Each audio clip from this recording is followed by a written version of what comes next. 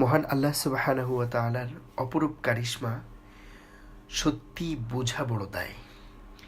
মানুষ সবসময় রিজিকের জন্য এক অদ্ভুতভাবে দৌড়াইতে থাকে এবং এই রিজিক অদ্ভুত রহস্যের মতো আসে, যেখান থেকে মানুষ আশা করে না সেখান থেকেই তার জন্য দরজা উন্মুক্ত করে দেওয়া হয়। মানুষ ভাবে সে পরিকল্পনা করছে, কিন্তু প্রকৃত পরিকল্পনাকারী মহান আল্লাহ সুবহানাহু ওয়া তাআলা নিজেই। তাই তিনি যা আমাদের ভাগ্যে লিখে রেখেছেন এবং লুকিয়ে রেখেছেন, সেই অপ্রত্যাশিত রিজিক যখন আমরা হাতে পাই তখনই আমরা অনেক বেশি অবাক হয়ে যাই। কারণ হচ্ছে এই, আমরা কখনো প্রত্যাশাও করিনি তিনি আমাদেরকে এভাবে রিজিক পৌঁছাতে পারেন। সুবহানাল্লাহ।